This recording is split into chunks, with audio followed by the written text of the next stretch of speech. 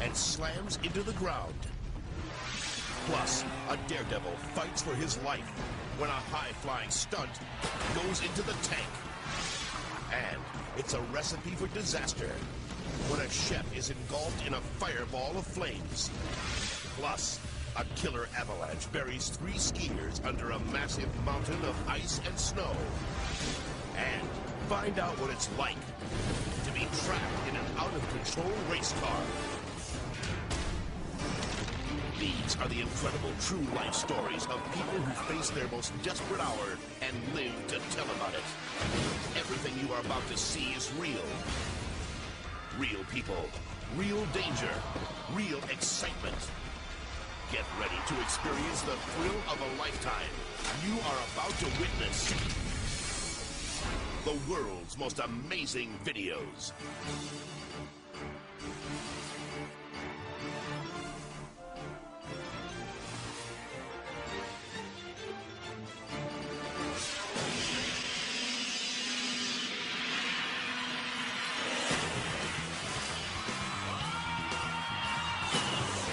This act of precision and skill is so dangerous that only one man is brave enough to try. He's stunt performer Rex Phelps, better known as Reckless Rex. One of his favorite stunts is called the flip. The flip came to me in a dream. When I woke up, I just thought about it and put it on a chalkboard, and I drew it and cut it out and tried to work out how I could do this flip. Each time he jumps, he takes his life in his hands. You hold that throttle wide open all the way from the bottom of that ramp till you leave it. If you go too fast, you're going to sprain your wrists and get your face slammed into the handlebars. Oakland, California. Although Rex has successfully executed this stunt many times, tonight something just isn't right. I didn't have a good feeling at all that night. The ground was spongy, and there was fog misting down through the lights, and the crew was constantly going out and checking the ramp. A slippery ramp poses a grave risk. But this daredevil doesn't want to disappoint his fans. So Rex summons his courage and roars down the speedway. He rockets up the ramp. But then, he's launched into a nightmare.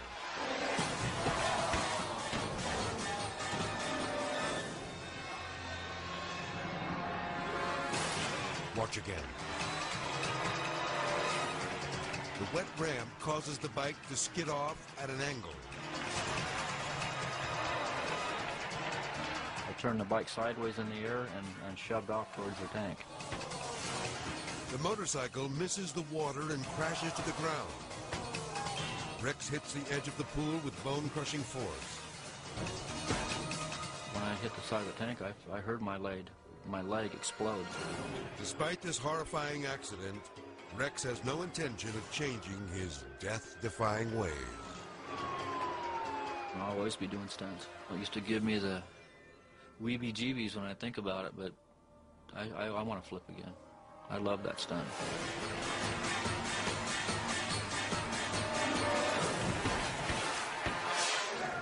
Las Vegas, Nevada. It's the North American Boxing Championships, and Canadian fighter Willie DeWitt is going for the gold. His opponent is a tough Cuban contender named Pedro Cardenas. DeWitt unleashes a fierce volley of jabs and hooks. When his opponent staggers, DeWitt goes in to finish the job. But then, Cardenas lands his best punch of the night on the referee.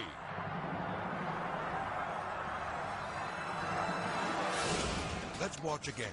Official Bert Lowe steps in to separate the boxers, but before he can stop the fight, Cardenas puts him down for the count. The Cuban just kind of lunged out with a left hook and caught the referee coming in right in the head. And he just kind of keeled over into the rope, so it was a strange situation, to say the least. DeWitt recalls the reaction of the spectators. The crowd was just nuts at this fight. And when that happened, people were jumping out of their seats. It was unbelievable. Incredibly, the 62-year-old ref suffers only a small cut on his nose. But his night is over. He climbs out of the ring to the cheers of the crowd. I got tagged a pretty good shot. I wanted to stop the ball, and it looked like I got stopped. Then after that, it took about 20 minutes before everything got sorted out. They had another referee put in there. And we continued to fight. And I figured, well, I'll just pick up where I left off. The round continues, and Cardenas scores another knockdown, this time to himself. Still unable to find his opponent, Cardenas delivers a staggering blow to the second referee. Fortunately, the official is able to shake it off, and the fight continues.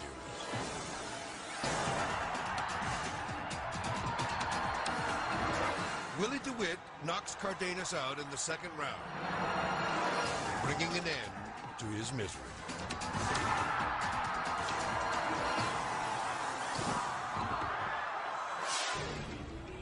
Tokyo, Japan. A popular cooking show is featuring a segment on deep frying. Pots of oil heated to 247 degrees Celsius are used to cook assorted foods. But as the host drops a crab cake into the boiling oil, the stovetop catches fire.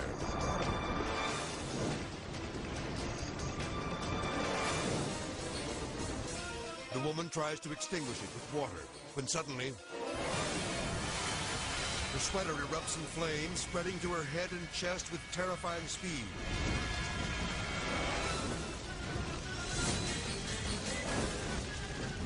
Crew members rush to extinguish the blaze as the cook lies helplessly on the floor.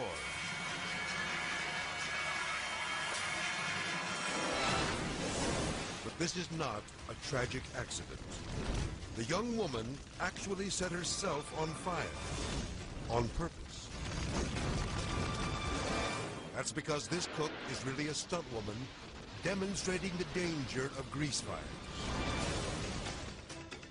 A camera mounted on her shoulder captures the moment the flames spread to her protective sweater. An asbestos mask and fireproof wig prevent the horrific blaze from burning her face.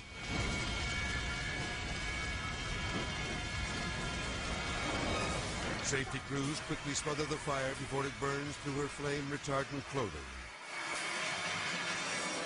Japanese officials hope this extreme demonstration will prevent real kitchen disasters, and in the end, save innocent lives.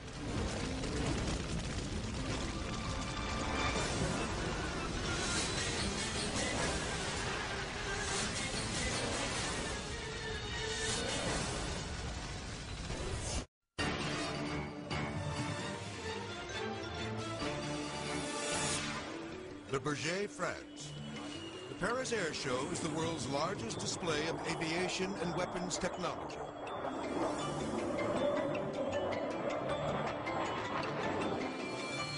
The Russian Sukhoi Su-30 is one of the world's most advanced fighter jets.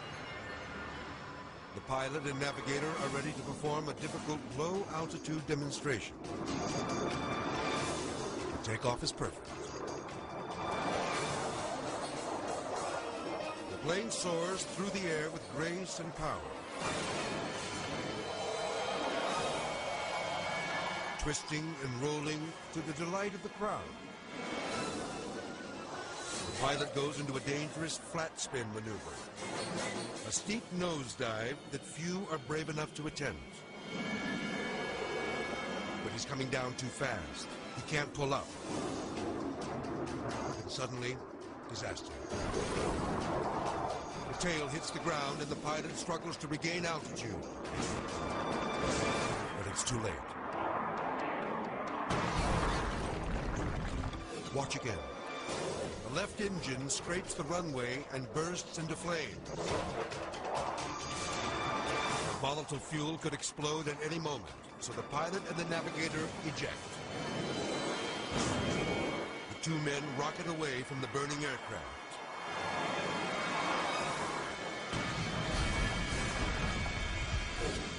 Thankfully, they survived this low-altitude ejection.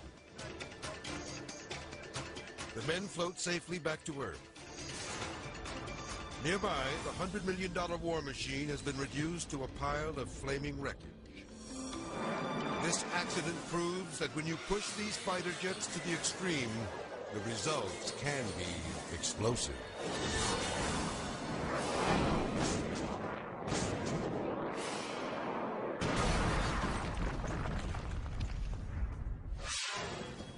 Zermatt, Switzerland. Andy Stafford and his friends Jerry and Brian are out for a day of extreme skiing in the shadow of the Matterhorn. Strong winds and fresh snow have made ski conditions treacherous. Much of the mountain is considered unstable. But these thrill seekers choose a slope that looks secure. They begin their run. And suddenly,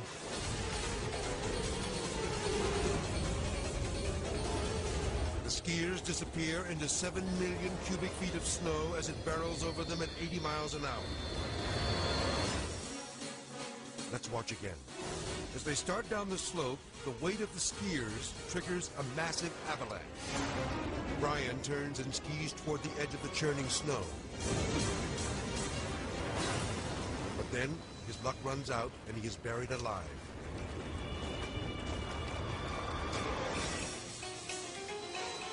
Andy shoots down the center of the icy slope. In seconds, he's lost under the crush of snow.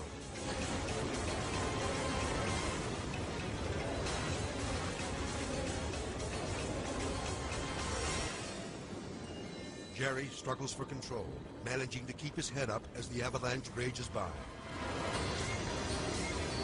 Luckily, he skis onto solid ground. When it stops moving, the snow will set like concrete within 3 seconds. Buried survivors usually have air for no more than 15 minutes. Fortunately, expert Swiss rescuers quickly find the skiers and immediately lift the men to safety. But will they return to the slopes? Yeah, I reckon that one over there will probably... No way, I'm still going to bump skiing, no more off-piste skiing. These men know how lucky they are to have escaped the icy grip of this killer avalanche.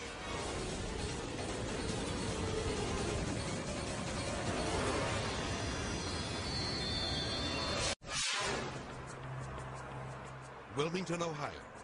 State Trooper J. Harold Harker has pulled over 2 men in a truck with expired out-of-state license plates.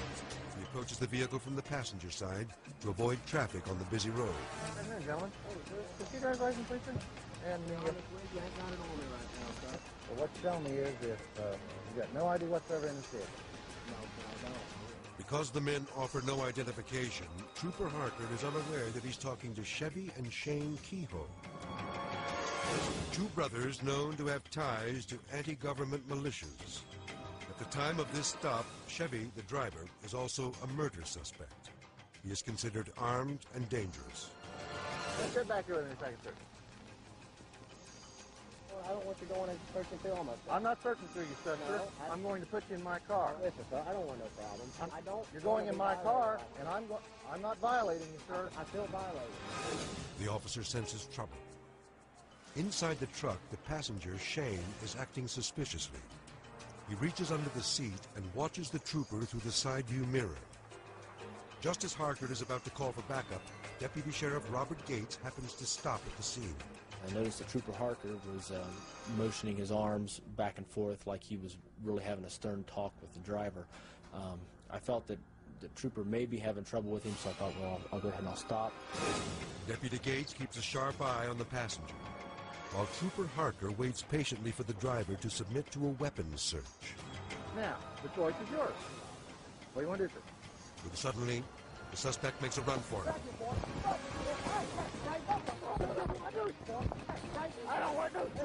Then, all hell breaks loose.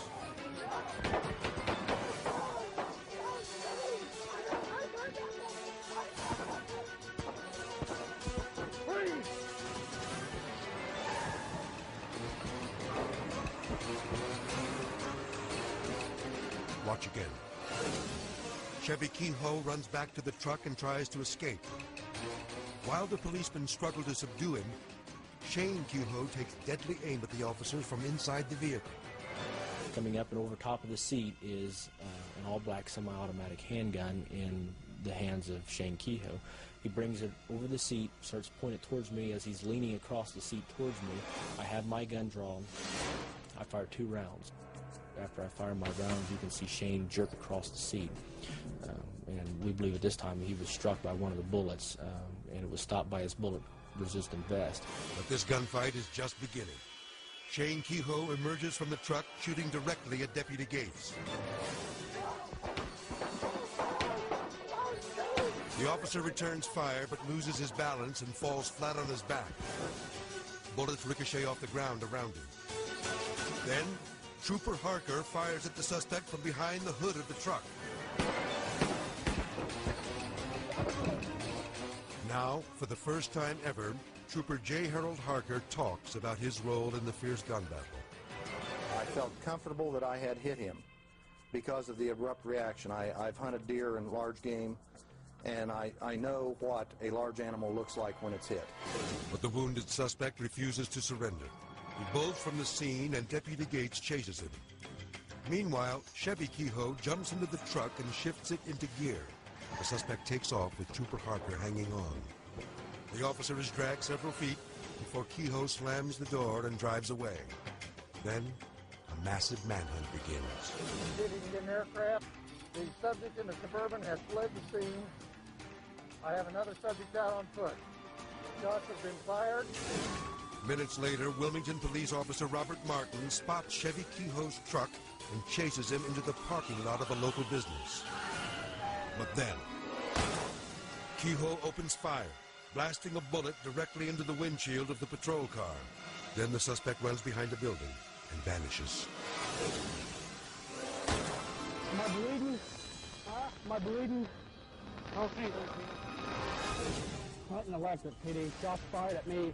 AR-15 rifle. AR-15 rifle at Clinton Electric. All units be advised. Automatic rifle, Clinton Electric. The Kehoe brothers manage to escape, but they are arrested 6 months later and sent to prison. The officers who put their lives on the line will never forget their horrifying brush with the brothers from hell. I feel very strongly that had Bob Gates not stopped that day, that I probably would not be here talking to you today. We were both lucky. I think the only reason that we walked out of this thing unscathed is that God decided to leave us on this earth a little while longer.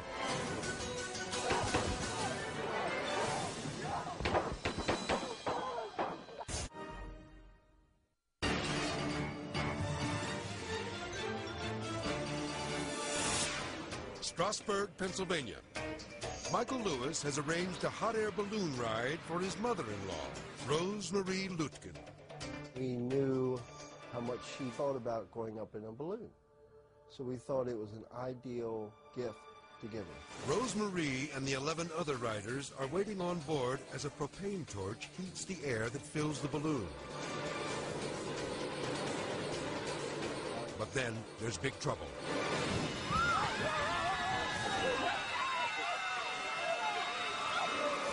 Let's watch again.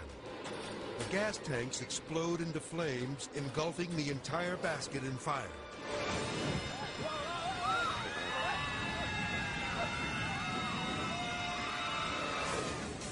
And they start taking off. And all of a sudden, I saw the fire. I could see other people running toward the balloon, and we just wanted to get there as fast as we could.